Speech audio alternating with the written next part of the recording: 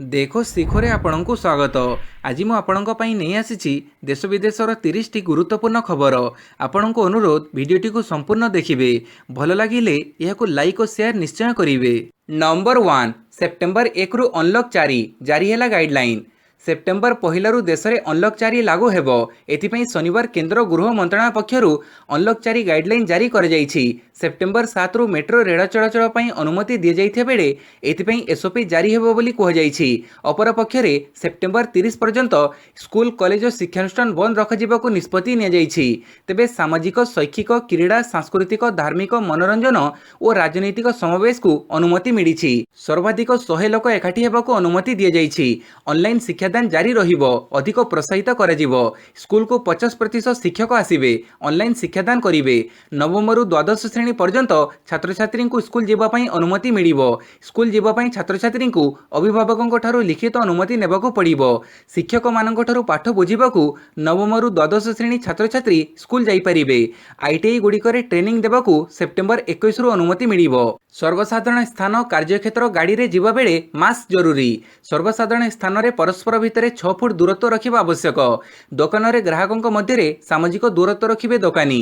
ସର୍ବସାଧାରଣ ସ୍ଥାନରେ ଛେପ ପକାଇଲେ ଅର୍ଥଦଣ୍ଡରେ ଦଣ୍ଡିତ କରାଯିବ। ପୂର୍ବଭଳି ବାହାଘର 50 ଓ ଶୁଦ୍ଧି କାର୍ଯ୍ୟ ପାଇଁ 20 ଜଣଙ୍କୁ ଅନୁମତି ମିଳିବ। ସେପ୍ଟେମ୍ବର 20 ପରେ ଉଭୟ କାର୍ଯ୍ୟ ପାଇଁ 100 ଜଣଙ୍କୁ ଏକାଠି ହେବାକୁ ଅନୁମତି ଦିଆଯିବ। ପୂର୍ବଭଳି cinema hall, swimming pool, entertainment park ଆଦି ବନ୍ଦ ରହିବ। ପୂର୍ବଭଳି ସେପ୍ଟେମ୍ବର 21ରୁ ଓପେନ୍ ଏୟାର ଥିଏଟରକୁ ଅନୁମତି ଦିଆଯିବ। କଣ୍ଟେନମେଣ୍ଟ ଜୋନ୍ରେ ଲକଡାଉନ୍ 30 ସେପ୍ଟେମ୍ବର ପର୍ଯ୍ୟନ୍ତ ବଳବତ୍ତର ରହିବ। ନମ୍ବର 2 ଅଗ୍ନି ନିରାପତ୍ତା ସାର୍ଟିଫିକେଟ୍ ପାଇବା ନିୟମ କୋହଳ। କୌଣସି ଉଚ୍ଚ ଅଟ୍ଟାଳିକା, ବ୍ୟବସାୟିକ ପ୍ରତିଷ୍ଠାନ, ହସ୍ପିଟାଲ, ଶିକ୍ଷାନୁଷ୍ଠାନ, ଆପାର୍ଟମେଣ୍ଟ ଆଦି ଯଦି ବେଆଇନ ଭାବେ ନିର୍ମାଣ ହୋଇଥିବ ସେଗୁଡ଼ିକୁ ଅଗ୍ନି ନିରାପତ୍ତା ସାର୍ଟିଫିକେଟ୍ ମିଳିବା ଆଉ କଷ୍ଟକର ହେବନି। ଏଥିପାଇଁ କାଲି ଗୃହ ବିଭାଗ ଅଗ୍ନି ନିରାପତ୍ତା ସାର୍ଟିଫିକେଟ୍ ପ୍ରଦାନ ନିୟମରେ ସଂଶୋଧନ କରିଛନ୍ତି। ପ୍ଲାନିଂ ଓ ବିଲ୍ଡିଂ ନିୟମରେ କୋହଳ କରାଯାଇ ସର୍ବକ୍ଷମ ଯୋଜନା ଅଣାଯାଇଛି। ଏହାଦ୍ୱାରା ରାଜ୍ୟର ବିଭିନ୍ନ ସହରାଞ୍ଚଳରେ ନିର୍ମାଣ ହୋଇଥିବା ଲକ୍ଷ ଲକ୍ଷ ବେଆଇନ କୋଠାକୁ ଅଗ୍ନି ନିରାପତ୍ତା ସାର୍ଟିଫିକେଟ୍ ମିଳିପାରିବ। ଅଗ୍ନିଶମ ବିଭାଗ ସଂଶୋଧିତ ନିୟମରେ ଅଗ୍ନି ନିରାପତ୍ତା ସାର୍ଟିଫିକେଟ୍ ପ୍ରଦାନ କରିବାକୁ ଥିଲେ ହେଁ ଏହା ଯେପରି ନଗର ଉନ୍ନୟନ ବିଭାଗର ବିଲ୍ଡିଂ ଓ ପ୍ଲାନିଂ ନିୟମକୁ ଲଙ୍ଘନ ନ କରିବ ସେଥିପ୍ରତି ଧ୍ୟାନ ଦିଆଯାଇଛି। ଜଣେ ବ୍ୟକ୍ତି ବା ସଂସ୍ଥା ଅଗ୍ନି ନିରାପତ୍ତା ସାର୍ଟିଫିକେଟ୍ ପାଇଁ ଆବେଦନ କଲେ 2 ସପ୍ତାହ ମଧ୍ୟରେ ସବୁ ଡକୁମେଣ୍ଟ ପ୍ରଦାନ କରିବେ। ଏହାପରେ 3 ମାସ ମଧ୍ୟରେ ଅଗ୍ନିଶମ ବିଭାଗ ନିୟମ ଅନୁଯାୟୀ ଭିତ୍ତିଭୂମି ପ୍ରସ୍ତୁତ କରିବାକୁ ହେବ। 3 ମାସ ମଧ୍ୟରେ କରି ନ ପାରିଲେ ଆଉ 3 ମାସ ସମୟ ମିଳିବ। ନମ୍ବର 3 ଜେଇଇ ମେନ୍ ଓ ନିଟ୍ ପରୀକ୍ଷା ପାଇଁ କୋହଳ ହେବ ସଟ୍ଡାଉନ୍ କଟକଣା। ଜେଇଇ ଓ ନିଟ୍ ପରୀକ୍ଷାର୍ଥୀଙ୍କ ସୁବିଧାକୁ ଦୃଷ୍ଟିରେ ରଖି ରାଜ୍ୟ ସରକାର ଆଜିଠାରୁ ଲକଡାଉନ୍ ଓ ସଟ୍ଡାଉନ୍ କଟକଣାରେ କୋହଳ କରିଛନ୍ତି। ଏ ସମ୍ପର୍କରେ ରାଜ୍ୟ ସ୍ୱତନ୍ତ୍ର ରିଲିଫ କମିଶନରଙ୍କ ପକ୍ଷରୁ ଘୋଷଣା କରାଯାଇଛି। ରାଜ୍ୟରେ ଜେଇଇ ସେପ୍ଟେମ୍ବର 1ରୁ 6 ତାରିଖ ପର୍ଯ୍ୟନ୍ତ ଅନୁଷ୍ଠିତ ହେବ। ସେହିପରି ନିଟ୍ ୟୁଜି ସେପ୍ଟେମ୍ବର 13 ତାରିଖରେ ଅନୁଷ୍ଠିତ ହେବ। ଏହାକୁ ଦୃଷ୍ଟିରେ ରଖି ରାଜ୍ୟ ସରକାର ଅଗଷ୍ଟ 30ରୁ ସେପ୍ଟେମ୍ବର 7 ତାରିଖ ପର୍ଯ୍ୟନ୍ତ ଓ ସେପ୍ଟେମ୍ବର 12ରୁ 14 ପର୍ଯ୍ୟନ୍ତ ଲକଡାଉନ୍ ଓ ସଟ୍ଡାଉନ୍ ନିୟମକୁ କୋହଳ କରିଛନ୍ତି।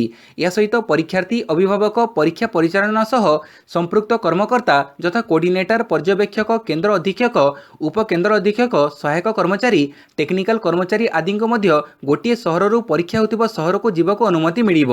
ନମ୍ବର 4 ଘରୋଇ ହସ୍ପିଟାଲରେ କୋଭିଡ ଚିକିତ୍ସା ଦର ଧାର୍ଯ୍ୟ କଲେ ସରକାର। ଘରୋଇ ହସ୍ପିଟାଲରେ କୋଭିଡ ଚିକିତ୍ସା ନେଇ ରାଜ୍ୟ ସରକାର କାଲି ଦର ଧାର୍ଯ୍ୟ କରିଛନ୍ତି। ସାଧାରଣ ଶଯ୍ୟା ପାଇଁ ଦୈନିକ 2950ରୁ 4750, ଆଇସିୟୁରେ 10000ରୁ 17000 ଓ ଆଇସିୟୁ ସହ ଭେଣ୍ଟିଲେଟର ପାଇଁ 12ରୁ 18000 ଟଙ୍କା ଧାର୍ଯ୍ୟ କରାଯାଇଛି। ଏହି ଦର 30ରୁ ଅଧିକ ଶଯ୍ୟା ବିଶିଷ୍ଟ ଘରୋଇ ହସ୍ପିଟାଲ ପାଇଁ ଲାଗୁ ହେବ। ପୂର୍ବରୁ ରାଜ୍ୟ ସରକାର ସରକାରୀ କୋଭିଡ ହସ୍ପିଟାଲ ପାଇଁ ଦର ଧାର୍ଯ୍ୟ କରିଥିଲେ।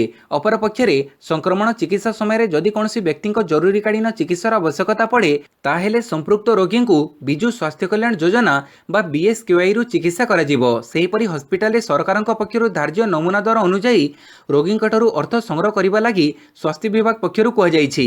ପାଣିପାଗ ସୂଚନା ସେପ୍ଟେମ୍ବର 1ରୁ ପୁଣି ବର୍ଷା। ଆସନ୍ତା 3ରୁ 4 ଦିନ ପର୍ଯ୍ୟନ୍ତ ରାଜ୍ୟରେ ବିଶେଷ ବର୍ଷାର ସମ୍ଭାବନା ନାହିଁ। ପ୍ରାୟ 31 ତାରିଖ ଯାଏଁ ରାଜ୍ୟରେ ପାଗ ଶୁଖିଲା ରହିବ। କାଁ ଭାଁ କିଛି କିଛି ସ୍ଥାନରେ ହାଲୁକାରୁ ମଧ୍ୟମ ଧରଣର ବର୍ଷା ହୋଇପାରେ। 1 ତାରିଖ ଦିନ ରାଜ୍ୟରେ ବର୍ଷାର ପରିମାଣ ଟିକେ ବଢ଼ିବ। ବିଶେଷ କରି ଉତ୍ତର ଉପକୂଳ ଓଡ଼ିଶାରେ ବର୍ଷା ହୋଇପାରେ। କେନ୍ଦୁଝର, ମୟୂରଭଞ୍ଜ, କେନ୍ଦ୍ରାପଡ଼ା, ଯାଜପୁର, ଭଦ୍ରକ, ସୁନ୍ଦରଗଡ଼, ଜଗତସିଂହପୁର ଓ ଗଜପତି ଜିଲ୍ଲାର କେତେକ ସ୍ଥାନରେ ପ୍ରବଳ ବର୍ଷାର ବି ସମ୍ଭାବନା ରହିଛି। ଆସନ୍ତା 2ରୁ 3 ଦିନ ପର୍ଯ୍ୟନ୍ତ କଟକ ଓ ଭୁବନେଶ୍ୱରରେ ପାଗ ଆଂଶିକ ମେଘୁଆ ରହିବ। କାଁ ଭାଁ କିଛି କିଛି ଅଞ୍ଚଳରେ ବର୍ଷା ହୋଇପାରେ। ନମ୍ବର 6 ରାଜ୍ୟରେ 3252ଟି ନୂଆ ସଂକ୍ରମଣ ମାମଲା। ओडिशा रे गत 24 घंटे 3252 नुआ संक्रमण मामला चिन्हट होईछि।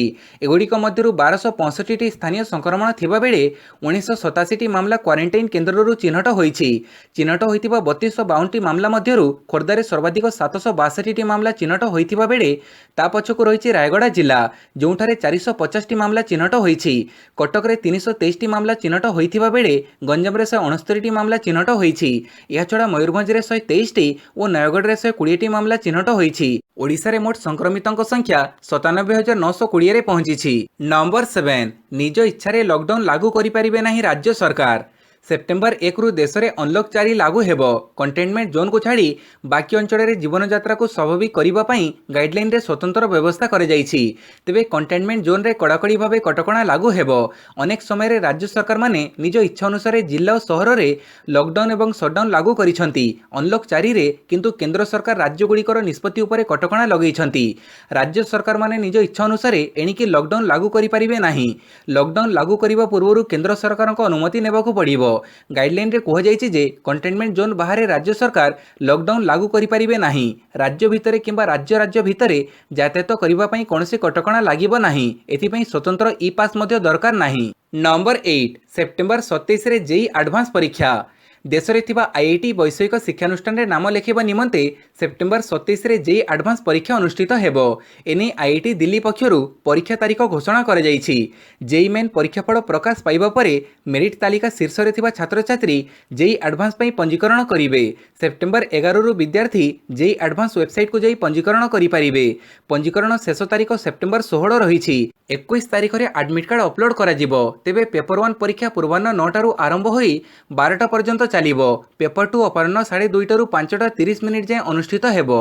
नंबर 9 बन्या मुकाबिला पई 6 आईएएस को दायित्व देले राज्य सरकार।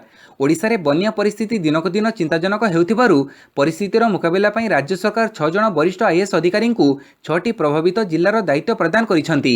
हेमंत शर्मा को केन्द्रापड़ा, डीके सिंह को कटक जिला दायित्व प्रदान करे जाइछि।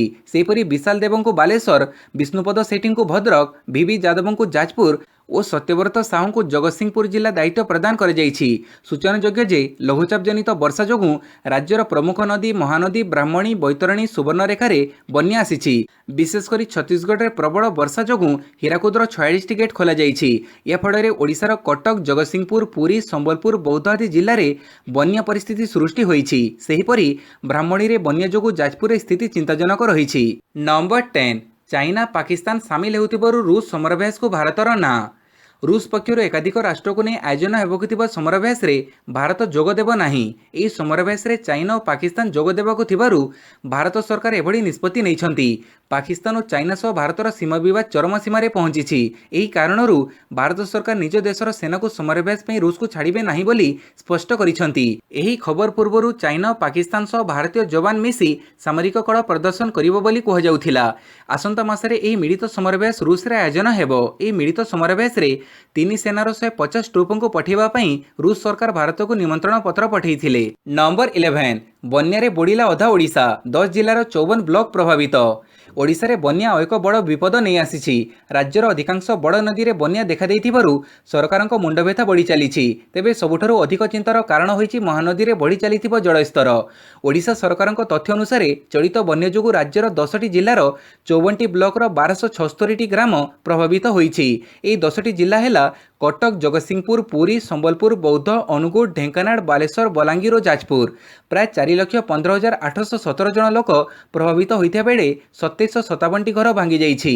प्राय 552टी ग्रामर 3,83,046 जन लोक जलबंदी होई रहिछंती। नंबर 12 ओपीजीसी रो पूरा मालिक एबे राज्य सरकार।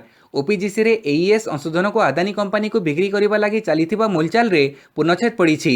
बरं सरकार काली एक गुरुत्वपूर्ण निष्पत्ति क्रमे ओपीजीसी हाथ रे थिबा एईएस संशोधन को निजे किणी नेबा लगी एक बड़ निष्पत्ति नैछंती। 135 मिलियन अमेरिकीय डॉलर बा पाखापाखि 1000 कोटी टंका विनियोग रे राज्य सरकार एहाकू किणिबे। शक्ति विभाग पक्षरु अतिरिक्त शासन सचिव ଧନଞ୍ଜୟ ସ୍ୱାଇଁଙ୍କ ଦସ୍ତଖତରେ କାଲି ଏ ସଂକ୍ରାନ୍ତ ଏକ ନିର୍ଦ୍ଦେଶନାମା ଏଇଏସ୍ କର୍ପୋରେସନର ମୁଖ୍ୟ ମାର୍କ ଗ୍ରୀନଙ୍କୁ ପ୍ରଦାନ କରାଯାଇଛି। ଏଥିରେ ସ୍ପଷ୍ଟ ଭାବେ ସରକାର କହିଛନ୍ତି ଯେ ଏଇଏସ୍କୁ ଏକଦା ଦିଆଯାଇଥିବା 49% ଅଂଶଧନ ରାଜ୍ୟ ସରକାର ଫେରାଇ ନେବାକୁ ନିଷ୍ପତ୍ତି ନେଇଛନ୍ତି, ଅର୍ଥାତ୍ କିଣି ନେବାକୁ ସ୍ଥିର କରିଛନ୍ତି।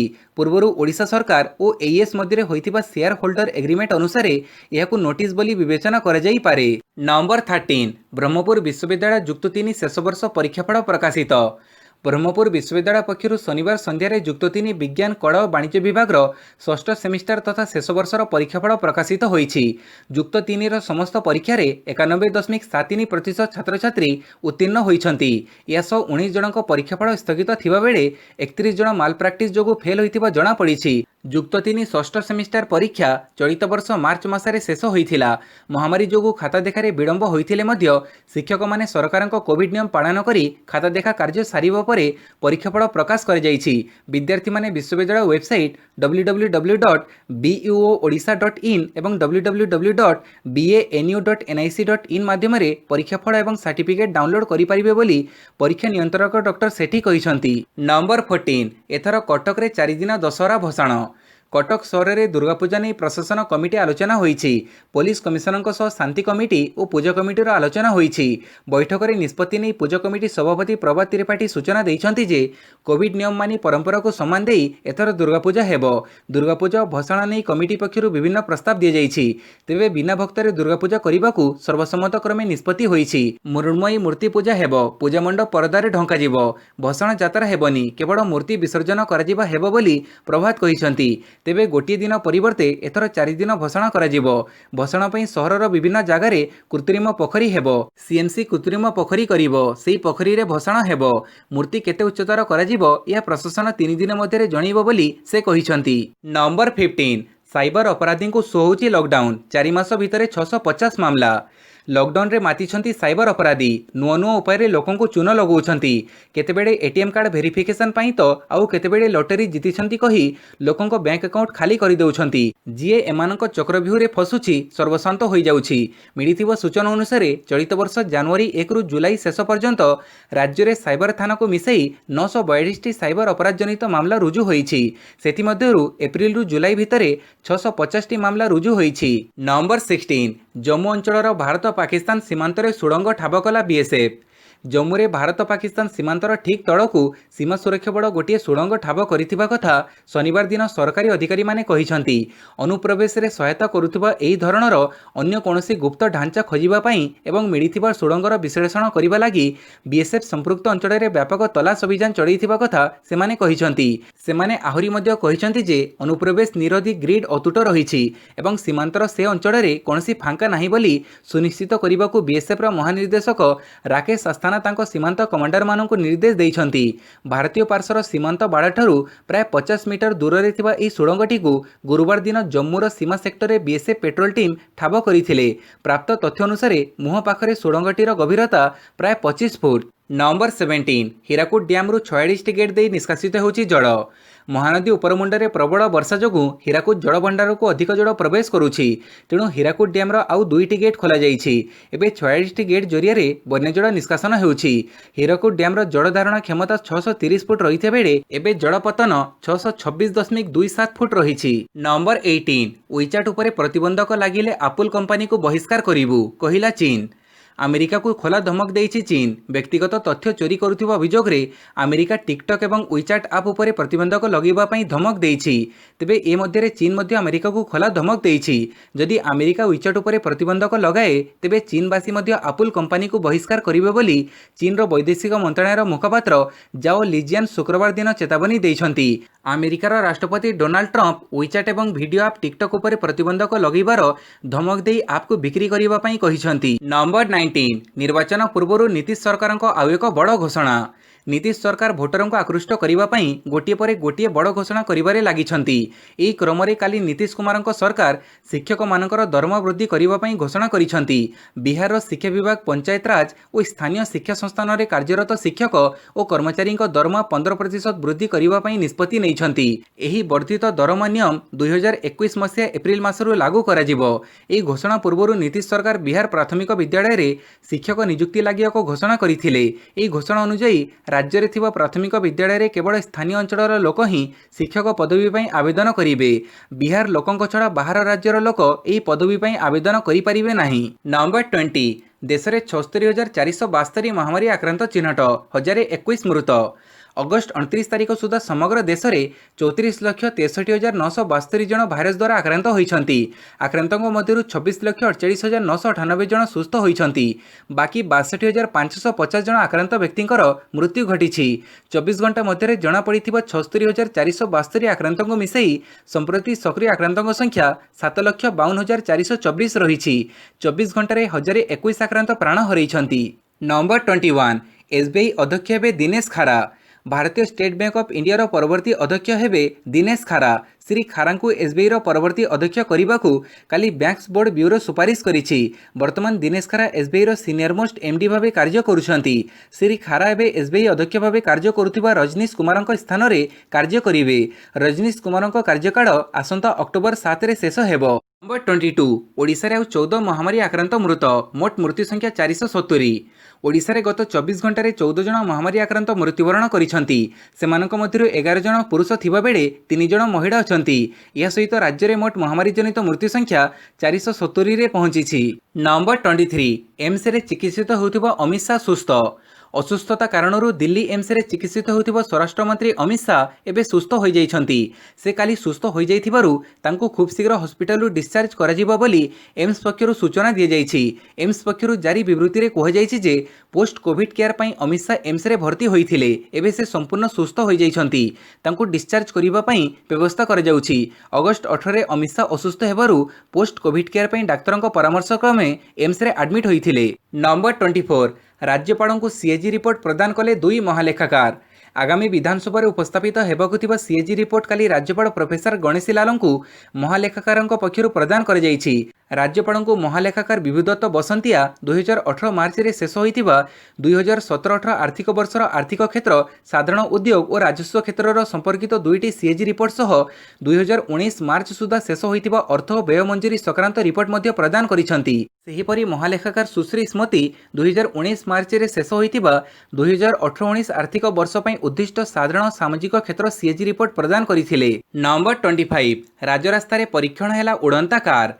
गत 10 वर्ष धरी जारी रही परीक्षार अंत घटी। राजरास्ता रे उड़ंता कार परीक्षा बे शेष होईछि। Japan Sky Drive International company पक्षरु उड़ंता कार परीक्षा सफलतार सह करा जाइछि। कार रे जणे बसी पारिबे। एहाकु 2 मीटर ऊपर उड़ा जाइछि। मोटरसाइकेल भड़ी देखा जाउथिबा कार को जणे व्यक्ति उड़ैछंती। एभड़ी कार 2023 सुधा बजार रे मिडिबो बोली कंपनी पक्षरु सूचना दिया जाइछि। पृथ्वीर विभिन्न देश रे 100 रु अधिक उड़ंता कार प्रकल्प उपरे रिसर्च जारी रहिछि। तेबे जापान स्काई ड्राइव एथिरे सफल रहिथिबा कंपनीर एही प्रकल्पर मुख्य तोमाहिरो फुकुजावा कहिसंती। नंबर 26 कर्कट पीड़ित थिबा अभिनेता चाद्विक बोसमैन मृत्यु। पाकस्थली कर्कट रोग में पीड़ित थिबा हॉलीवुड फिल्म ब्लैक पैंथर अभिनेता चाद्विक बोसमैन 43 वर्ष बयस मृत्यु घटी। एनी तांको परिवार पक्षरु सूचना दिया जाइछि। अभिनेता चाद्विक 4 वर्ष धरी कर्कट रोग सह संग्राम करुथिले। 2016 रे से पाकस्थली कर्कट रोग में पीड़ित थिबा जानिबाकु पाइथिले। सेबेठारु तांकर चिकित्सा चालू रहिथिला। हेले शुक्रवार से निज जीवन युद्ध रे हारि जाइथिले। नंबर 27 बढ़िला क्रीड़ा पुरस्कार अर्थ राशि। जातीय क्रीड़ा पुरस्कार अर्थराशि रे बहुत वृद्धि घटी। वर्तमान जो खेलाड़ी क्रीड़ारत्न पाइबे तांको 25 लाख टंका एवं अर्जुन पुरस्कार विजेता को 15 लाख टंका मिलिबो। यह पूर्व क्रीड़ारत्न पुरस्कार पाइथिबा खेलाड़ी 7.5 लाख टंका एवं अर्जुन पुरस्कार प्राप्त खेलाड़ी को 5 लाख टंका नगद अर्थराशि मिलुथिला। अर्थराशि रे एही वृद्धि चलित वर्ष ठारू कार्यकारी हेबो। केंद्र क्रीड़ा मंत्री किरण रिजिजू शनिवार दिन जातीय क्रीड़ा पुरस्कार 7टी रु 4टी वर्गर पुरस्कार राशि रे एही वृद्धि बाबद घोषणा करिसंती। सेहीपरि द्रोणाचार्य पुरस्कार प्राप्त व्यक्ति को एणिकी 15 लाख टंका दियाजिबो। ध्यानचंद पुरस्कार विजेता मानक मध्य 10 लाख टंका दियाजिबो। नंबर 28 जम्मू और काश्मीर में दिल्ली मॉडल लागू कले केंद्र सरकार। केंद्र सरकार जम्मू और काश्मीर प्रशासन में दिल्ली मॉडल लागू करिसंती। मुख्यमंत्री अपेक्षा राज्यपाल हाथ में अधिक क्षमता न्यस्त करिसंती। एथि निमंते अगस्त 28 तारिख दिन केंद्र गृह मंत्रालय केंद्रशासित अंचल जम्मू और काश्मीर निमंते एक गेजेट विज्ञप्ति जारी करिसंती। पुलिस सर्वसाधारण श्रृंखला सर्वभारतीय सेवा एवं दुर्नीति निवारण ब्यूरो आदि विभाग उपजिलापालଙ୍କ प्रत्यक्ष नियंत्रण में रहिबो बोली कुहाଯାଇଛି। भविष्यत पई केंद्र सरकारଙ୍କ नियुक्ति कार्यकर्ता एवं विधायक मानक दायित्व सबु एथिरे पृथक कर जाइछि। गृह व्यापार मंत्रालय विज्ञप्ति अनुसार कोनोसी प्रसंग रे उपराज्यपाल एवं मंत्री परिषद मध्य मनोमालिन्य हेले उपराज्यपाल ताहा विचार पई केंद्र सरकारଙ୍କ पाखकु पठेइबे। नंबर 29 आईपीएल खेलिबेनी क्रिकेटर सुरेश रायना। गतकाली चेन्नई सुपर किंग्सर जड़े फास्ट बोलर समेत 12 जन सपोर्ट स्टाफ महामारी आक्रांत होइथिबा नै सूचना मिलिथिया बेले एबे आउ एक बड़ खबर सामना को आसीछि। सीएसके रो उपअधिनायक सुरेश रायना व्यक्तिगत कारण पई दुबईरू भारत फेरी आस्थिबा जणा पड़िछि। निज व्यक्तिगत कारण पई सुरेश रायना चलित वर्ष आईपीएल रे निज दल पई खेलिबे नाही बोली सूचना मिलिछि। नंबर 30 दुती चांद को मिलिला अर्जुन पुरस्कार। काली जातीय क्रीड़ा दिवस अवसर में विभिन्न क्रीड़ाविद मानक सम्मानित कर कोविड-19 महामारी हेतु चलित वर्षर जातीय क्रीड़ा पुरस्कार वितरण उत्सव ऑनलाइन कर पुरस्कार विजेता माने भारत द्वारा निर्मित 9टी क्रीड़ा प्राधिकरण राष्ट्रपति रामनाथ कोविंद सहित जोड़ी होइथिले। विजेता माने निज निज स्थान लॉगिन करी एही उत्सव में भाग नहीं।